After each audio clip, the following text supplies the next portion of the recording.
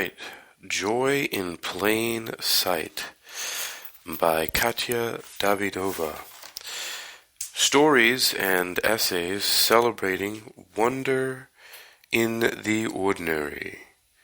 That's right, Joy in Plain Sight by Katya Davidova. Stories and essays celebrating joy in the ordinary.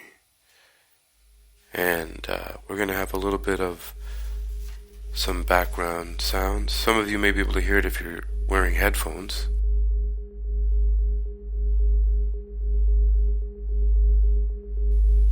Some of the frequencies may or may not be too low for you to hear. I'm actually going to turn the volume down a little bit. This is called, in the background, it's called Bloomgeist. Alright. I'm going to start with this introduction. We're going to do this piece by piece through the essays until we get through this book here on World Reading Club.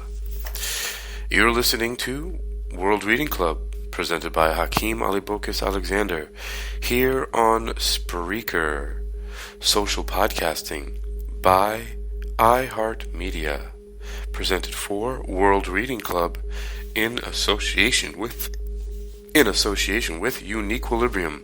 This edition's reading focus comes to us from Katya Davidova and her wonderful book, Joy in Plain Sight, Stories and Essays Celebrating Wonder in the Ordinary. Introduction. We should have been dead, really. A grotesque meet-cute of two cars barreling down a tar ribbon at precisely the stated speed limit, concluding in a violent kiss of twisted metal. Head-on collisions usually end up in one of two ways: death or near death. When the passengers of both cars, my dear friend and I, and the other gentleman, walked out of the wreckage, we were the lucky ones. Despite months-long rehab and hobbling around with a slight grimace, I bounced back. My bone bruises healed, and new scars made their home on my body. The remaining smolder was the nightly replay of the microseconds before the crash, a dark lullaby before turbulent sleep. For some, towing the line with death can be a beautiful, meaningful, transformative experience, an opportunity to begin anew and shed all the built-up bullshit that once mattered so much. For me, survival was a matter of fact. The crash happened on a Saturday morning in September of my senior year of college. By Sunday, these thoughts raced through my head. Great, Katya. We see you're still here. Congratulations. Now you've got job applications due next week, your thesis review in 2 months, and you're still going to limp a few miles across campus to lead that group meeting tomorrow, right? Don't get me wrong, I was delighted I was still here. Part of my human makeup was, and still is, I was generally happy to be alive. In high school, I joined the Optimist Club and was known for being a walking smiley face brimming with silver linings. And I had so much to be thankful for. When I was 7, my parents had won a green card visa lottery to emigrate from Uzbekistan to pursue the American dream. Every year, the U.S. Department of State chooses 55,000 people from millions of citizens in underrepresented countries to apply for residency. We were 3 of the lucky ones. As an only child, I was flying on the wings of hope, soaring from my parents' sacrifices to the faraway lands of a better life. And so, I became good at being good. It's what was expected of me. Perhaps you know someone with a similar thread. Perhaps you know it yourself. Over time, with the accolades came perfectionism and the need to continually strive, imposed by external expectations, but more viciously by me. I remember sobbing in the dim staircase of our home one night during junior year. My head burned from trying and failing to understand physics problems in the textbooks and worksheets scattered all over the living room table. Let's run a few more practice problems before your test tomorrow, and you should really get some sleep, Katya, my mom soothed, pointing to my room upstairs. It was close to 1 a.m., but I had to keep going. I graduated from my magnet high school with straight A's, except for that one C+ in physics. Ironically, the only equation that stuck was F equals ma. The more effort and energy I put into school, the better and faster the outcomes. There was no emergency brake. So the norm was to continue to apply force and watch my world speed up through a double major and a minor in college. Study the psychology and cognitive science of human behavior and excel there, too. Continue achieving, through more late nights brimming with research and leadership and sports, and graduate with the highest excellence as conferred by others. Feel the force of a near-fatal car crash during the last year of university, yet continue accelerating because that's what the equation states.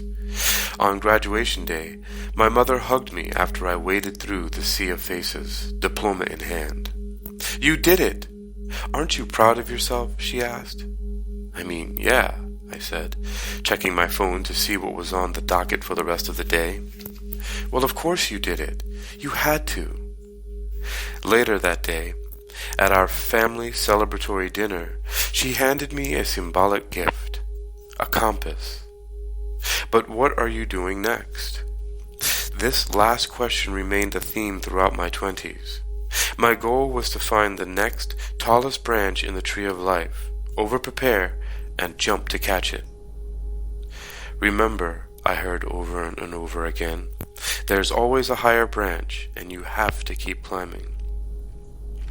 As my career blossomed, I jumped from branch to branch with ease.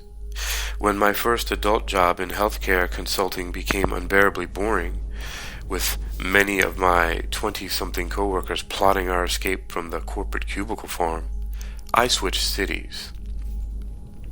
100 miles south of the nation's bustling capital, I dashed from my day job in higher education to an hour-long workout, to leading my local Toastmasters club, to grabbing a Tuesday night special at my favorite beer joint, an opportunity to observe and write about solitary regulars and boisterous newcomers. Back at home, after 14 hours away, I drink in a nightcap of discourses on organizational development for graduate school. "Do you ever take a break?" my friend asked. It was our monthly phone call, and I'd specifically planned it for one of my hour-long runs. Or, it was our monthly phone call, and I'd specifically planned it for one of my long runs that week. I can't really. There's just too much to do. The same month I finished grad school, I gave my 2 weeks' notice at work and began preparing for a cross-country move to Los Angeles. While I loved the cohesive community in my cozy mountain town, I craved newness, adventure, speed. I suppose a part of me wanted to live more colorfully by that famous physics equation, F equals ma. I packed the essentials into every nook and cranny of my car and sped westward on Interstate 70. My force, up to this point, was proportional to the whirlwind of career pivots, promotions, and a drive to continue accelerating. The world, too, grew increasingly complex and disorienting each year. We sped into the era of the attention economy, where the most valued and sought-after commodity was what we paid attention to. I'd get whiplash from cycling through emails, text messages, and virtual shoulder taps. For years, I'd beg my heated laptop to keep grinding at night as I swapped out work tabs for whatever was my side project of the month. Every minute of my day had to have some productive purpose, and yet I was constantly distracted by another shiny idea, sound, or thought. In my career in organizational development, making work better for humans, I learned our jobs were just as distracting and pernicious. In a given hour, an average employee gets interrupted once every 3 minutes. Moreover, almost half of those interruptions are self-inflicted. We're literally self-sabotaging our own attention span. We were drowning from having to swim the ocean of stimuli, trying to catch each singular pounding wave. How curious, then, that while making work more fun and engaging for others, I found myself feeling drained at the end of the workday. Perhaps you might have felt a similar exhaustion too. And then, when the world economy is ground to a halt during the global pandemic, I felt like I still could not get off this hamster wheel. A season of slowness felt like a season of ambiguous force. I had mass, and I expelled energy, but one question lingered. What was I doing next? During the height of lockdown, I frequently replayed my car accident, remembering how there had been no choice and no chance to slow down and recover afterward. I needed to force my way forward. Almost a decade later, with millions dying, parts of the world continued to churn. Organizations hoped to squeeze out every ounce of productivity from employees and wondered why they smelled burnout. During the season of 10-hour workdays stacked with side gigs and other commitments, I wondered, too, if I could ever extinguish the smoldering. How could I stop feeling burnt out and start feeling more whole? How could we, as a society, garner more space? If I told you I'd found the answer, you would likely read this book, but I'm hopeful you will read it for another reason, because I don't have the answer. What I did find were hummingbirds playing without a care in the world, a ripe lemon tree decorating the yard of the charred remains of a house, vibrant California fuchsia, larkspur, yarrow blooming week after week, as if the most precious thing they could do with their existence was to drink up sunshine and radiate outward. While the months paradoxically slipped by with unnerving force because all else was at a standstill, I'd experiment with embodying the world's stillness too. All too often, I'd look up from my screens, and a month, then two, would vanish. Without anywhere to go, I'd lose myself on loops around the neighborhood, purposely walking, not running, to seek out ways to slow down time. By leaving my footprints on familiar sidewalks, I began to shift my attention to what was immediately at hand, beneath my feet, in front of my eyes. It gave me the space to drift languidly backward and forward in time.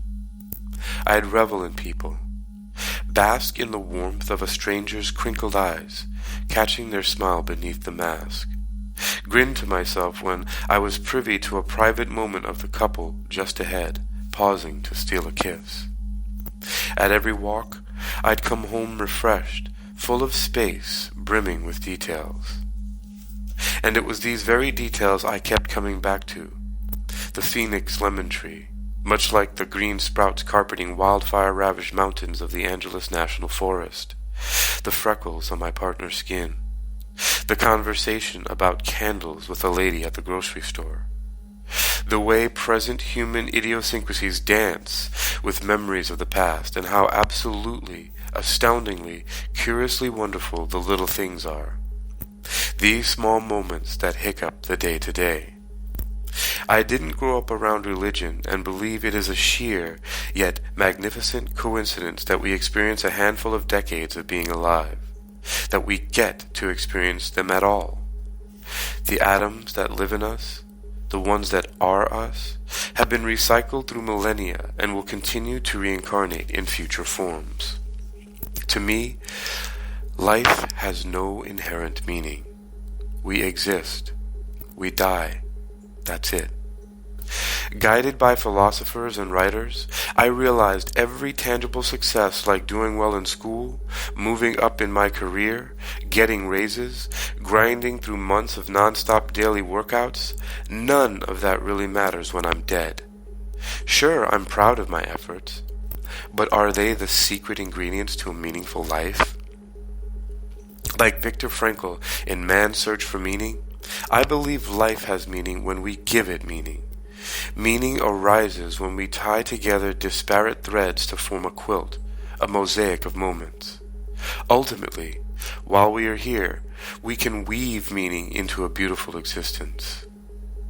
We can weave meaning into a beautiful existence. And what happens when some of us, the lucky ones, get a second chance at existing? How do we make sense of the borrowed time? For many of us, the weeks and months and years slip far faster than we'd like. So the question I ask you is this: how do we slow down time and make space for anything to mean anything at all?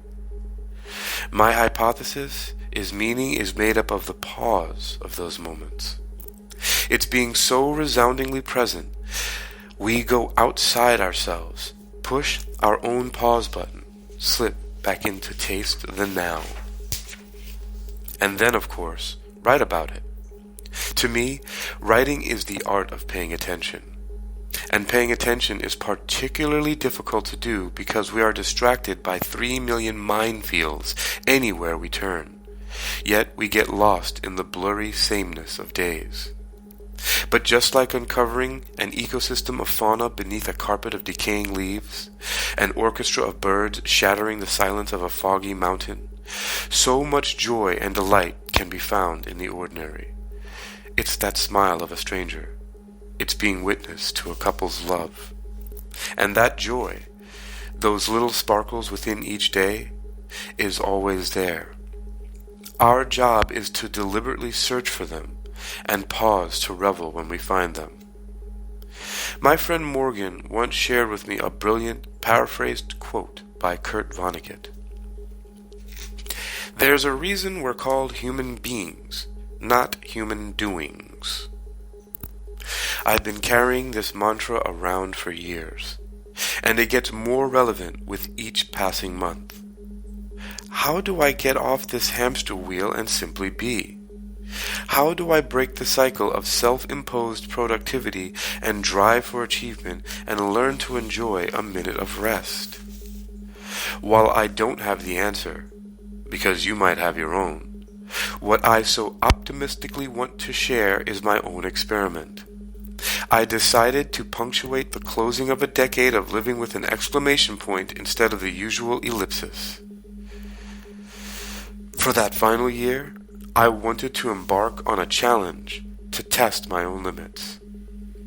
I explored plans for crafting my own happiness project, a la human nature writer Gretchen Rubin, or making some kind of year-long art, or mastering a new skill every month until the next milestone birthday. Classic human doing pattern. Perhaps this resonates with you too.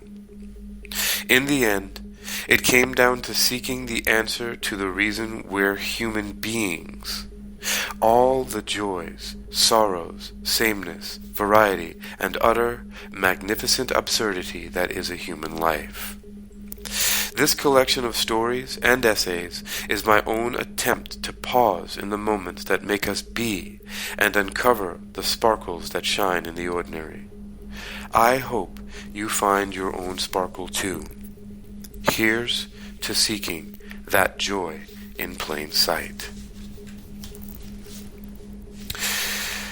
You've been listening to World Reading Club, presented by Hakeem Alibokis Alexander, here on Spreaker, social podcasting by iHeartMedia, presented for World Reading Club, in association with Uniquilibrium. This edition's reading focus comes to us from Katya Davidova and her book Joy in Plain Sight, Stories and Essays Celebrating Wonder in the Ordinary. Next, I'll be reading Lemonade, which is the first essay in the book Joy in Plain Sight by Katya Davidova. Stay tuned for that on the next edition of World Reading Club to hear stories and essays celebrating wonder in the ordinary, Joy in Plain Sight by Katya Davidova.